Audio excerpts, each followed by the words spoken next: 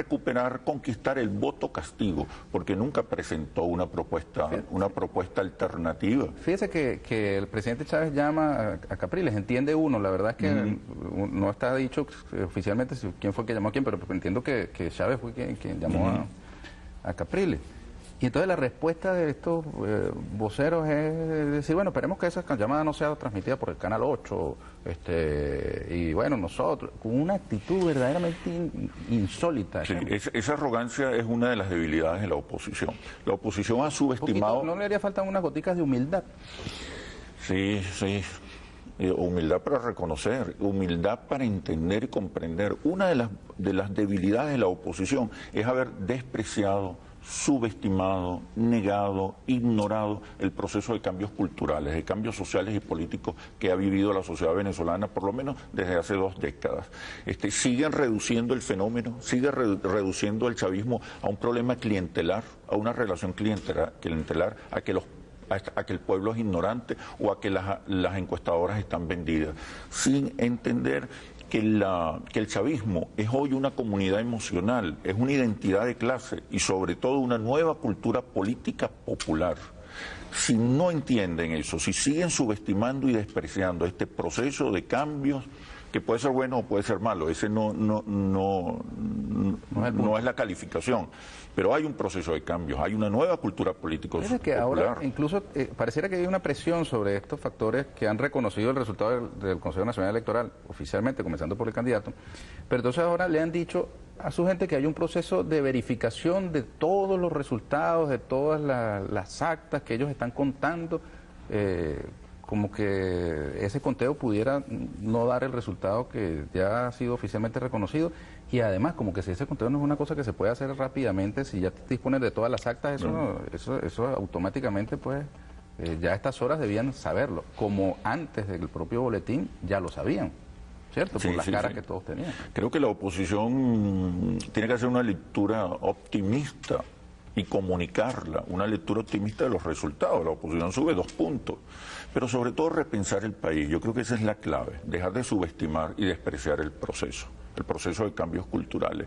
Y una de las recomendaciones que yo le haría a la oposición es sacudirse a esos intérpretes, a un grupito de intelectuales muy cercanos a la oposición que lo que ha hecho es confundir con unos análisis equivocados, ausentes totalmente de respaldos en investigaciones de opinión pública. Ese grupito que forman unos académicos descerebrados y unos intérpretes que ocupan espacios de opinión y de información, que le han hecho mucho daño a la oposición porque han contaminado los análisis, han contaminado las interpretaciones y han colocado a la oposición en un sendero permanente de equivocaciones y torpezas. Yo creo que eso es un reto clave. De ese grupito de intelectuales, como usted lo señala, si allá hay una cantidad de políticos con una experiencia pero de décadas en la política. Tú hablabas de la arrogancia. Esa es una actitud que uno desaconseja en el análisis, que no es aconsejable en el análisis político. Hace apenas una semana pude coincidir con unos empresarios, pude coincidir en la conversación con un prestigioso, importantísimo líder político venezolano de amplia trayectoria, y todavía reducía la revolución bolivariana a un problema a una relación clientelar. Eso significa, en el fondo, un profundo desprecio. Desprecio por los sectores populares. Lo de las manifestaciones, ¿no? La reducción a esta manifestación de 7 avenidas en Caracas, con que cerró la campaña de Chávez, a un asunto de autobuses. Obviamente, si tienes un cierre nacional, como el cierre nacional que tuvo también la oposición, esa gente viene en algún transporte, hay unos autobuses.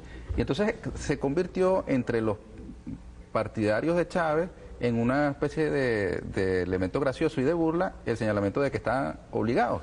Entonces se resignifica la acusación, entonces aquí estamos obligados por la patria, por el amor, por nuestros hijos, obligados a estar alegres, obligados a estar brincando, obligados a mantenerse bajo la lluvia. Entonces, no sé por qué esa actitud, es una arrogancia. Que es de descalificar todo eso como que, además, un mecanismo, perdóname tanta opinadera, ¿no?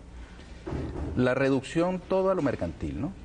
Si Schemmel dice a una algo, relación clientelar. Exacto. Si Schemmel está diciendo algo que no me convence, que no me gusta, entonces es que tiene un precio. No, si estos señores van a una manifestación, entonces es porque le dieron un bollo de pan. Revela su propia condición moral, porque si ellos piensan así del otro es porque esa es su escala de valores. Pues ellos también, ellos se someten a ese tipo de relaciones inmorales.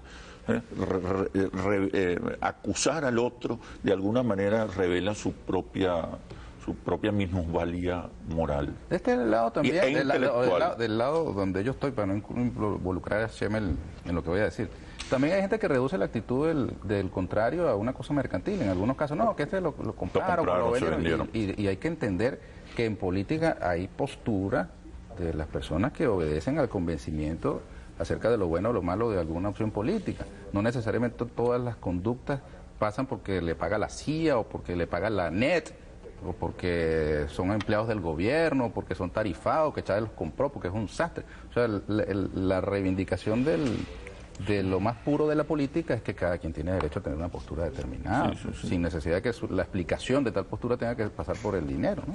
No, yo creo que los resultados de estas elecciones los descalifican definitivamente. Esa gente tiene que ya salir del debate. Están contaminando la interpretación, están señalando senderos equivocados al liderazgo, a las élites, incluso a las élites. ¿Quiénes son esa gente? ¿Los dirigentes de la oposición? No, hay un grupo de intelectuales, periodistas que ocupan pero espacios, el candidato, responsables. ¿qué le parece la actitud de Capriles?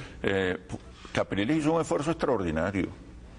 Sobre todo en la fase final de la campaña, ¿no? Los recorridos, las movilizaciones, pero tiene que entender Capriles y sobre todo las élites sociales, las élites económicas, las élites políticas, que la lucha política es una lucha simbólica, es una pedagogía del poder, es la herramienta para convencer al otro, para persuadirlo, y para ello tienes que sintonizarse con su cultura, con sus expectativas, con sus demandas.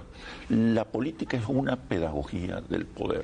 Lo debe entender la oposición, también lo debe entender el oficialismo. El oficialismo tendrá que reflexionar también estos resultados, ¿no? ¿Qué lectura le dan a los 8 millones? El proceso, la estrategia de polarización o de hegemonía por polarización está agotada. El oficialismo y el chavismo necesitan ampliar su base social de apoyo, necesita aumentar el respaldo social y electoral entre las clases medias, en los sectores profesionales, en las pequeñas y medianas. Hay dos maneras de ver el resultado, al menos lo que he captado, Schemmel me corrige.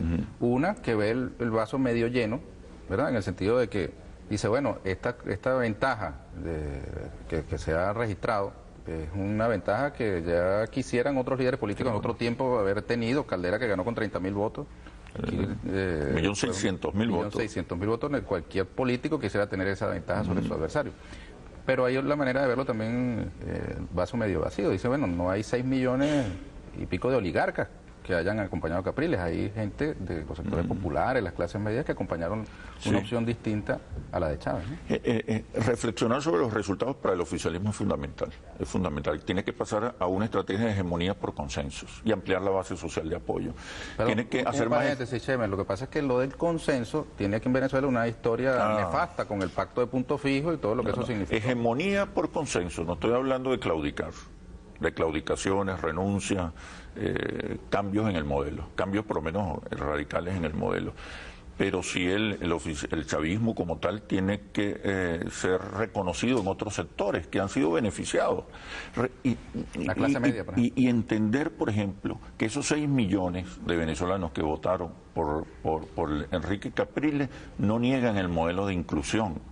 De hecho, la oferta electoral de Capriles fue hacer más eficiente el modelo de inclusión. No iba en contra del modelo de inclusión, que es la propuesta fundamental, vertebral de la revolución bolivariana. Capriles era hacerlo mejor. Hacerlo más eficiente, que el modelo funcionara. Eso era lo verbal, porque el bendito programa de gobierno de los 400 expertos decía lo contrario. Esos son unos asesores tecnócratas que siguen atrapados en el esquema del consenso de Washington, que fue fracasado, que ha sido superado y que Europa está demostrando su ineficacia y su injusto modelo. ¿Le hizo mucho daño a Capriles la denuncia del paquetazo?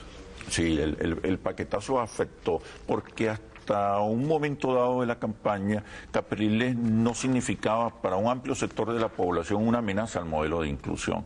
Yo creo que el paquetazo logró resignificar el discurso sencillo de Enrique Capriles y reposicionarlo como una amenaza al modelo de inclusión. En todo caso, al mismo tiempo, y perdóname, me corrige, esta edulcorada, digamos, presentación del candidato, que incluso llevó al presidente a calificarlo como majunche, ¿no representó también una fortaleza para Capriles? Porque era una cosa así que no era ni buena ni mala, una cosa así medio... Eso formó parte de la estrategia, light, ¿no? La estrategia de campaña. Y entonces eso le permitió llegar a sectores que de pronto, si hubiese sido mucho más radical, mucho más confrontativo, explícitamente, tal vez no se le hubieran sumado. Sí, sí. De hecho, la oferta electoral de Capriles era una clonación del modelo de inclusión del oficialismo. Durante varios meses, Capriles se convirtió en un candidato potable. Es decir, un candidato que no significaba una amenaza, pero que no terminaba de convencer. Porque esta tecnocracia que acompaña a la oposición subestima el papel de la comunicación, subestima el papel del discurso, subestima el papel del mensaje, ridiculiza el impacto de las emociones, en la cultura política, en la decisión electoral, en la decisión política de los pueblos, desestimando y de entrada desestimando la dimensión religiosa del liderazgo del presidente Chávez. Lo ridiculiza, lo desprecia, lo ignora. Chemel, rapidito. El municipio Sucre lo ganó la oposición, ahí ganó Capriles, no ganó Chávez. Sí. Pero fíjate, todos los barrios de Petare votaron por Chávez.